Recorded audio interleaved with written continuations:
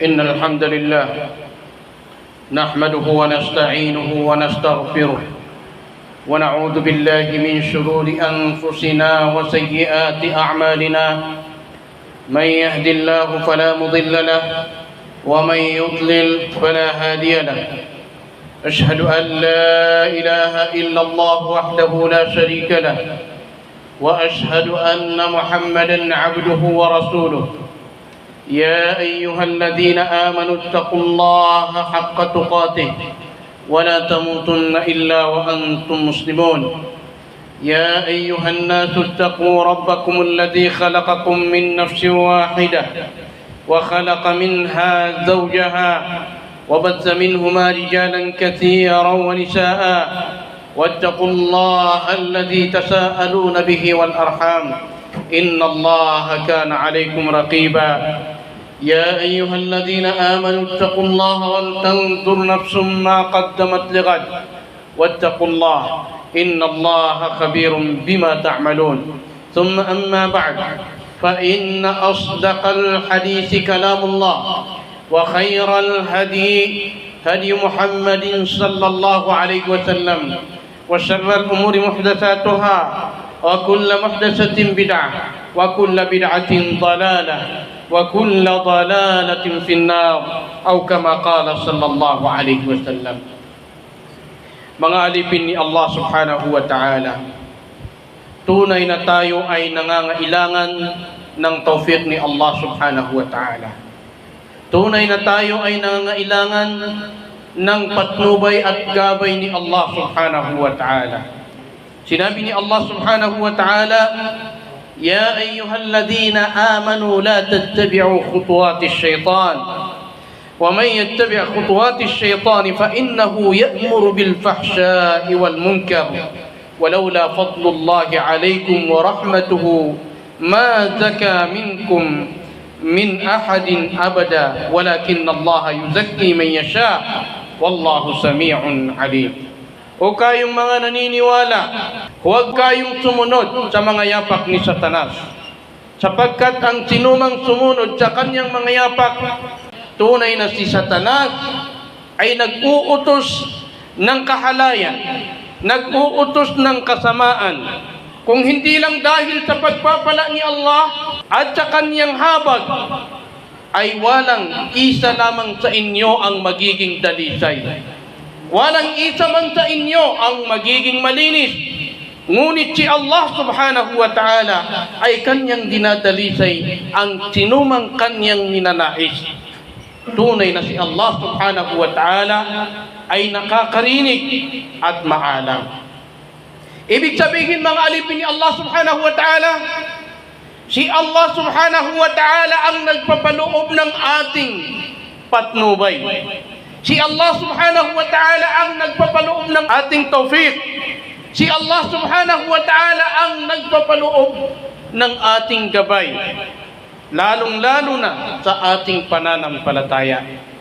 Kaya mga alipin ni Allah subhanahu wa ta'ala, ang sinumang pagkalooban ni Allah subhanahu wa ta'ala ng tawfiq, ang sinumang pagkalooban ni Allah subhanahu wa ta'ala ng patnubay, nadalisayin ang kanyang sarili, siya ang tunay na nakakamit ng tagumpay sa mundong ito at tunay na nakakamit ng tagumpay sa kabilang buhay.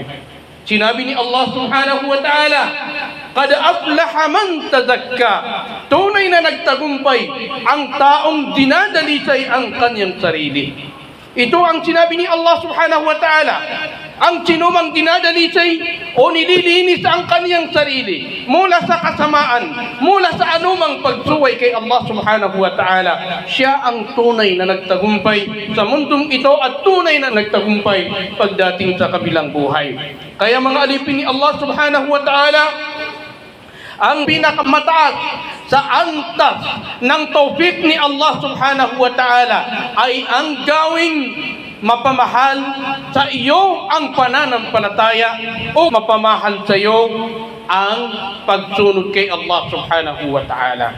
Yun ang pinakamataas sa mga tawfiq ni Allah, pinakamataas sa mga gabay ni Allah subhanahu wa ta'ala. Ngunit mga alipin ni Allah, ang taufik ni Allah at ang gabay ni Allah subhanahu wa ta'ala, makakamit lamang natin ito kung ito ay naisin para sa atin ni Allah at kung ito ay palagi natin hinihiling kay Allah subhanahu wa ta'ala. Kaya huwag nating kaligtaan na manalangin kay Allah, hilingin kay Allah sa ating pagsasala, sa ating pagdarasal, sa anumang ating kalagayan. Huwag nating kaligtaan ang panalangin kay Allah o hilingin kay Allah subhanahu wa ta'ala na ipagkaloob sa atin ang kanyang tawfiq, ipagkaloob sa atin ang kanyang gabay at ang kanyang patnubay. Kaya mga alipin ni Allah, ilan sa atin ang nais nilang gumawa ng kabutihan, ngunit dahil hindi ipinagkaloob sa kanila ni Allah subhanahu wa ta'ala ang kanyang tawfiq, hindi nila ito nagawa. Ilan sa atin ang gusto niyang dumalo upang makapagsala ng Jumu'ah, ngunit dahil hindi ipinagkaloob sa kanya ni Allah subhanahu wa ta'ala ang tawfiq at ang kanyang gabay, hindi niya nagawa ito. Hindi niya nagawang pumunta sa masjid upang makapagsala ng Jumu'ah.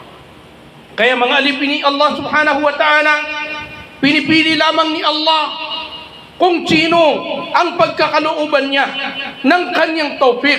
Pinipili lamang ni Allah kung sino ang pagkakalooban niya ng kanyang gabay, kanyang patnubay. Kaya palagi natin hilingin kay Allah subhanahu wa ta'ala ang kanyang tawfiq, ang kanyang patnubay, ang kanyang gabay upang mapanatag tayo sa ating pananampalataya, sa ating pagsunod kay Allah subhanahu wa ta'ala at sa ating takot kay Allah subhanahu wa ta'ala. Minsan ang ating puso ay nagugustuhan ang anumang ipinag-utos sa atin ni Allah subhanahu wa ta'ala. At minsan din ay kasuklam-suklam sa ating puso ang mga utos sa atin ni Allah subhanahu wa ta'ala. Bakit ganyan? Dahil si Allah subhanahu wa ta'ala ay siya lamang ang may hawak sa ating mga puso. At kung naisin ni Allah subhanahu wa ta'ala ay gawin kang masamang tao, at kung naisin din ni Allah subhanahu wa ta'ala ay gawin kang mabuting tao. Kaya mga alipin ni Allah subhanahu wa ta'ala, ang ating pananampalataya, ang ating takot kay Allah subhanahu wa ta'ala, minsan ito ay malakas, minsan ito ay mahina dahil sa tawfiq ni Allah subhanahu wa ta'ala. Kaya mga alipin ni Allah subhanahu wa ta'ala, ang gabay ni Allah, pinagkakaloob lamang ito ni Allah subhanahu wa ta'ala sa taong nais ni Allah subhanahu wa ta'ala o sa taong gusto ni Allah subhanahu wa ta'ala. Kaya kung ikaw ay napabilang sa mga taong sumusunod kay Allah, naniniwala sa mga utos ni Allah, naniniwala sa kaisahan ni Allah, at umiiwas sa mga masasamang gawain, magpasalamat ka kay Allah subhanahu wa ta'ala at hilingin mo sa Kanya na maging mapanatag ka sa kung ano ang mga gawaing kabutihan na ipinagkaloob sa iyo ni Allah subhanahu wa ta'ala. Kinakailangan yun mga kapatid, mga alipin ni Allah subhanahu wa ta'ala. Kaya mga alipin ni Allah subhanahu wa ta'ala, palagi nating hilingin kay Allah na patatagin tayo sa anumang kabutihan na gusto ni Allah subhanahu wa ta'ala at ipabilang tayo sa mga taong gumagawa ng kabutihan o sa mga taong pinagkakalooban ni Allah subhanahu wa ta'ala ng tawfiq at gabay upang makamit natin ang tagumpay sa mundong ito at ang tagumpay sa kabilang buhay. Barakallahu li wa lakum fil Qur'anil azim wa nafa'ani wa iyyakum bima fihi min al-ayati wa dhikril hakim. Aqulu ma sami'tum wa astaghfirullaha li wa lakum wa likaffatil muslimina min kulli dhanb fastaghfiruhu innahu huwal ghafurur rahim. Alhamdulillah wa bihi nasta'in wa alayhi natawakkal. Ashhadu an la ilaha illallah wahdahu la sharika lah wa ashhadu anna Muhammadan 'abduhu wa rasuluh. Salawatullahi wa salamuhu alayhi wa ala alihi wa sahbihi wa man da'a bi da'watihi wa istanna bi sunnatihi ila yaumiddin wa ba'd. Mga alipin ni Allah subhanahu wa ta'ala, ang pinakamataas na antas ng tawfiq na nakamit ng mga propita, lalong-lalo na sa ating mahal na propita sallallahu alaihi wasallam, ay ang mapamahal sa kanya ang pananampalataya, pagsunod kay Allah subhanahu wa ta'ala, at maging kasuklam-suklam sa Kanya ang anumang gawain hindi ikakasiya ni Allah subhanahu wa ta'ala, anumang gawain na hindi ikakalugod ni Allah, lalong-lalo na sa kawalan ng pananampalataya. Kaya sinabi ni Allah subhanahu wa ta'ala, wa'lamu anna fiikum rasulullah law yuti'ukum fi kathirin min al-amri la'anittum walakinna Allah habbaba ilaykum al-iman wa zayyanahu fi qulubikum wa karraha ilaykum al-kufra wal-fusuqa wal-'isyan ulaika humur rashidun. Dapat ninyong malaman na kabilang sa inyo ang sugo ni Allah, na kung Siya ay sumunod sa mga gawain ninyo, ay ito ay hahantong ng kahirapan sa inyo. Ngunit si Allah subhanahu wa ta'ala ay ginawang mapamahal sa inyo ang pananampalataya at ginawang kasuklam-suklam sa inyo ang kawalan ng pananampalataya at paghihimagsik at ang masasamang gawain. Yun ang sinabi ni Allah subhanahu wa ta'ala, na ang sugo ng Allah sallallahu alaihi wasallam ay ginawa sa Kanya na mapamahal sa Kanya ang pananampalataya, ang pagsunod kay Allah subhanahu wa ta'ala, at ginawang kasuklam-suklam sa Kanya ang paggawa ng anumang hindi ikalulugod ni Allah subhanahu wa ta'ala. Yun ang mga taong nakakamit ang gabay ni Allah, nakakamit ang patnubay ni Allah, nakakamit ang tawfiq ni Allah subhanahu wa ta'ala. Sinabi ni Ibn al-Qayyim rahimahullahu ta'ala, yukhatibu Allah jalla wa ala ibadahu al-mu'minin. Sa ayat na ito ay kinakausap ni Allah subhanahu wa ta'ala ang kanyang mga aliping mananampalataya. فيقول لولا توفيقي لكم لما أدعنت نفوسكم للإيمان. Kung hindi lang dahil sa aking tawfiq ay hindi magpapasakop ang inyong puso sa pananampalataya. Ang pananampalataya ay hindi ito kailanman makakamit sa pamamagitan ng inyong kakayahan, sa pamamagitan ng inyong lakas, kundi ito ay ipinapaloob lamang ito ni Allah subhanahu wa ta'ala. Kung ito ay galing sa isang tao, galing sa kakayahan ng mga tao, sana lahat ng mga tao ay maging mananampalataya kay Allah subhanahu wa ta'ala. So bakit hindi nangyari ito? Dahil pinipili lamang ni Allah ang mga taong pagkakalooban niya ng kanyang tawfiq. Ngunit mga alipin ni Allah, makakamit lamang natin ito sa pamamagitan ng panalangin kay Allah, paghiling kay Allah subhanahu wa ta'ala, na ito ay ipagkaloob sa atin. Kaya mga alipin ni Allah subhanahu wa ta'ala, marami ang palatandaan na ang tawfiq ay ipinagkakaloob ni Allah subhanahu wa ta'ala sa isang alipin. Isa roon ay ang gagawin ni Allah subhanahu wa ta'ala na ang isang tao na ang kanyang mga gawain mabubuti ay doon magtatapos ang kanyang buhay.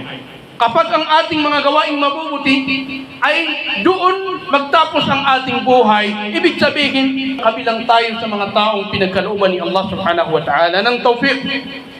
Kabilang din mga alipin ni Allah subhanahu wa ta'ala sa mga palatandaan ng isang taong pinagkalooban ni Allah subhanahu wa ta'ala ng kanyang tawfiq ay gawing mapamahal sa Kanya ang mga mabubuting gawa at gawing kasuklam-suklam sa Kanya ang mga masasamang gawain. Kabilang doon, mga alipin ni Allah subhanahu wa ta'ala, ay ang huwag hamakin ng isang tao ang mga kaunting gawain, dahil ito ay kung kaunting gawain lamang ito sa ating paningin, ay ito ay magiging malaki ang gantimpala nito kay Allah subhanahu wa ta'ala. Kaya mga alipin ni Allah subhanahu wa ta'ala, hilingin natin palagi kay Allah subhanahu wa ta'ala na patatagin tayo sa anumang gawain Kanyang ikalulugod at ipagkaloob sa atin ni Allah subhanahu wa ta'ala ang Kanyang tawfiq, ang Kanyang patnubay, ang Kanyang gabay sa mundong ito upang makamit natin ang ating tagumpay sa mundong ito at sa kabilang buhay. Wa qala rabbukum ud'uni astajib lakum, amin ya rabbal alamin.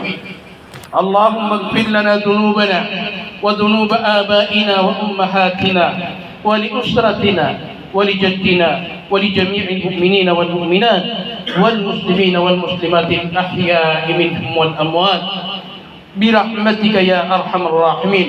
اللهم إنا نسألك إيمانا كاملا ويقينا صادقا وقلبا خاشعا ولسانا ذاكرا. اللهم يا مقلب القلوب ثبت قلوبنا على دينك يا رب العالمين. اللهم أرنا الحق حقا وارزقنا اتباعه وأرنا الباطل باطلا وارزقنا اجتنابه. اللهم إنا نسألك آخر كلامنا من الدنيا قول لا إله إلا الله، وصلى الله وسلم على حبيبنا محمد وعلى آله وصحبه أجمعين، وآخر دعوانا أن الحمد لله رب العالمين.